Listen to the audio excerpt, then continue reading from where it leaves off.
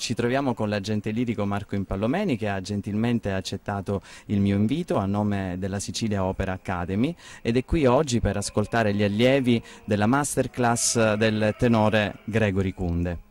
Dottor Impallomeni, allora innanzitutto grazie per essere qui oggi. Lei ha anche presenziato alla masterclass del baritono Marcello Lippi, che è stato invitato da Sicilia Opera Academy a svolgere appunto un masterclass. E in occasione di queste due esperienze ha avuto modo di ascoltare gli allievi, ha trovato delle voci interessanti? Sicuramente sì, ci sono state diverse voci interessanti e poi è molto utile ascoltare soprattutto i ragazzi durante anche le lezioni, perché l'esibizione in sé è un qualcosa che ti dà un quadro dell'artista, però proprio sentirli in lavorazione col docente ti consente di capire la duttilità, la musicalità, sono delle cose che durante un'esibizione singola di un'aria non sempre riesci a capire al 100%, invece lavorando o vedendoli lavorare un po' con l'insegnante si ha un quadro ancora più completo ed è oggi molto importante questo.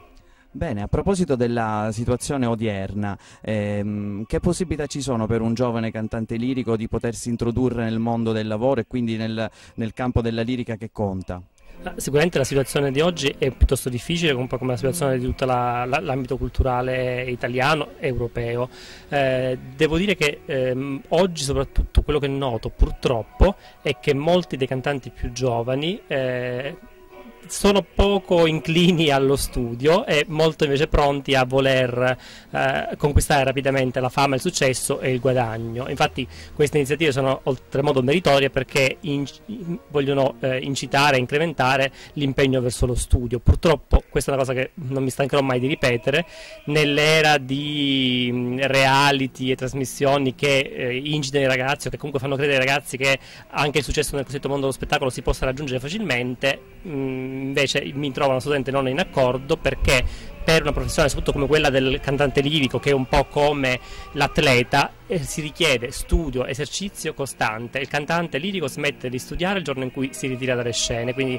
la preparazione per arrivare ad affrontare la carriera è fondamentale, la costanza nello studio è molto importante e questo purtroppo devo dire che è una cosa che nelle generazioni dei giovanissimi, che oggi sono quelle più richieste perché costano meno e perché comunque l'ambiente vuole ragazzi sempre più giovani, sempre più magri, più belli, eccetera eccetera, questa cosa devo dire che si tende a guardare più al raggiungimento veloce e facile della fama, del successo e del guadagno, che non a un vero e proprio apprendimento e studio. Una cosa che una frase che cito sempre di un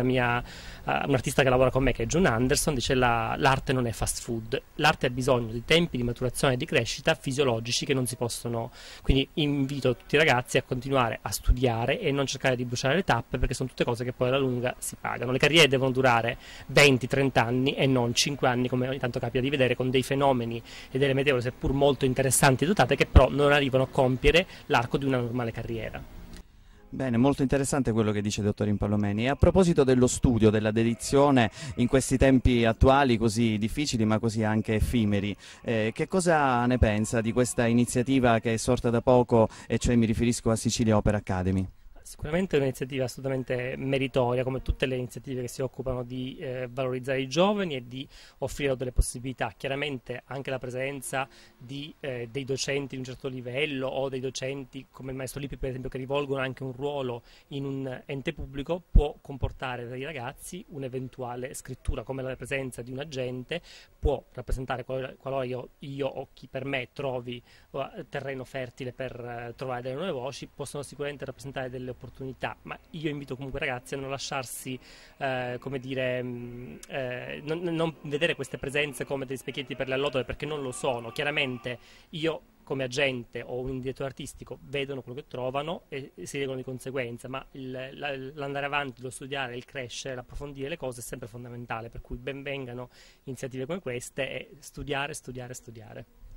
Bene, dottor Impallomeni, la ringraziamo per essere stato con noi e mi raccomando, ci venga a trovare per future masterclass o iniziative di Sicilia Opera Academy. Grazie mille, arrivederci.